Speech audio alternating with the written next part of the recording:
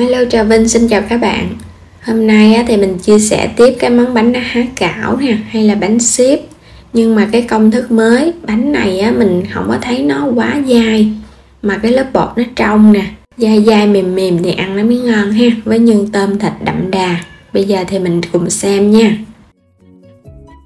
Đầu tiên thì mình chuẩn bị ở đây là 100g bột khoai tây, 50g bột năng, 50g bột mì hay là bột mì đa dụng cũng được luôn, chút xíu muối.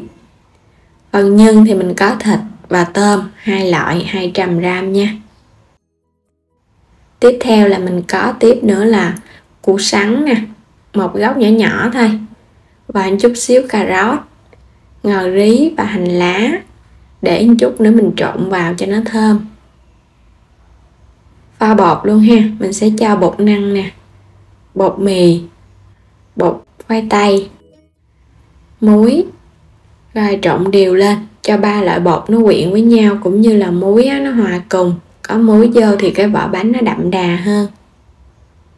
Nước phải thật sôi thì mình cho vào từ 180 cho đến 200ml nước, nhưng mà cho vào từ từ thôi ha, mình vừa cho mình vừa trộn như nè. Nước mà các bạn chế vô thì mình thấy bột nó sẽ tái và nó trong lại. Đây chính là hiện tượng gọi là lấy trùng á. Làm vậy thì bột nó sẽ không có bị chảy và khối bột nó sẽ dẻo hơn. Nhưng mà các bạn nấu nước nhớ trừ hao nha, nấu ít quá nó không đủ độ nóng. Mình nấu cho nó dư dư á, xong rồi nó nguội bớt thì mình nhồi. Trong lúc bột còn ấm nóng vậy nè, nhồi nó dễ mịn lắm.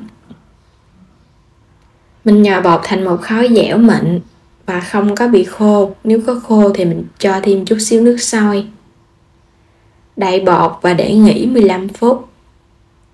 Trong thời gian đó thì mình đi làm phần nhân ha. Xắt nhỏ củ sắn ra, xắt cho nó sợi sợi lại. Nhưng càng nhuyễn càng ngon. Các bạn có thể băm nó vậy nè, cho nó nhuyễn nha. Cà rốt mình cũng xắt lát ra, mỏng mỏng thôi. Rồi mình xắt sợi lại, hoặc là các bạn xay cũng được nữa. Băm nhỏ nhỏ. Làm phần nhân xong thì mình làm tới tôm. Tôm hoặc là tép mình đập dập ra, nhớ cho nó khô nước nha, để nhân nó không có ra nước. Băm nhỏ lại luôn. Hành lá và ngò rí mình cũng xắt nhỏ nhỏ ra. Mình lấy luôn cái phần gốc hành, cho hết phần nhân vô trong tô lớn nè, rồi mình cho thịt và tôm vô, hành lá và ngò, 1 muỗng cà phê hạt nêm, 1 muỗng canh đường, 1 muỗng canh dầu hào, 1 muỗng cà phê dầu mè, chút xíu tiêu xay, 1 muỗng canh bột năng. Rồi trộn đều tất cả lại cho nó quyện. Phần củ sắn thì mình chỉ cho vào ít thôi nha, cho nhiều quá là củ sắn sẽ bị ra nước làm mềm nhân. Hoặc là các bạn vắt nước bớt nha, để cho củ sắn nó được khô hơn. Rồi trộn đều lên cho nó thấm gia vị thì bây giờ mình để tủ lạnh. Quay trở lại, bây giờ rắc chút xíu bột năng. Rồi mình sẽ làm bột áo bằng bột năng. Các bạn sẽ nhồi sơ khối bột lại, mình để cho nó nghỉ thì nó mịn hơn. Nhồi cho nó dẻo và mình xe ra những cái sợi dài vậy nè, nó mịn phần da và không có bị đứt khúc thì bột nó mới thành công. Chia bột ra nha, mình sẽ chia ra những cái bánh nhỏ nhỏ. Nếu các bạn thích nhỏ hơn nữa thì chia bột nhỏ. Xong rồi cái mình đè dẹp xuống. Nhớ phủ bột áo. Làm cái cách này mình thấy dễ nè. Còn nếu mà các bạn thích mỏng hơn thì mình đè cho nó mạnh tay hơn, khỏi cần phải cán bột luôn á. Mình dùng cái khuôn này, cái khuôn bánh xếp, khuôn này mua ở trong những chỗ bán đồ nhựa. Các bạn sẽ múc lên muỗng cà phê nhân. Cái khuôn này mình dùng cái loại khuôn trung bình nè. Các bạn có thể dùng cái khuôn nhỏ hơn nữa tùy thích. Ép dẹp xuống. Vậy là được cái bánh rồi.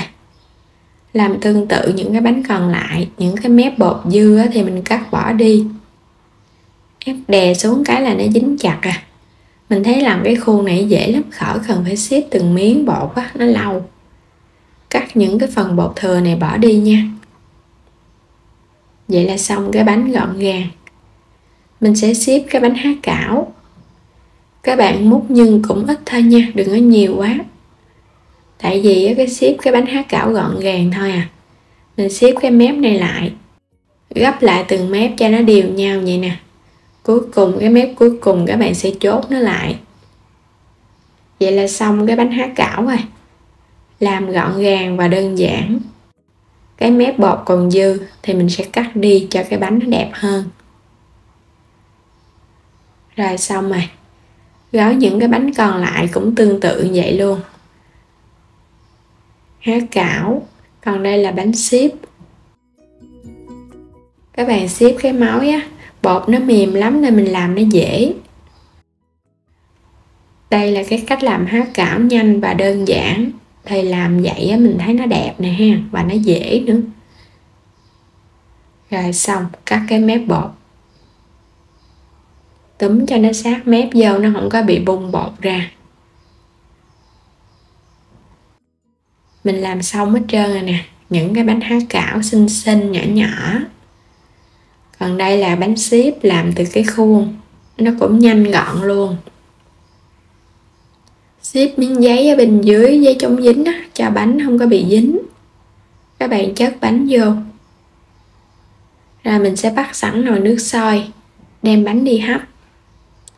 Bánh mà các bạn tính từ lúc nước sôi thì mình hấp 10 phút với lửa trung bình nha, cho nhân chín kỹ.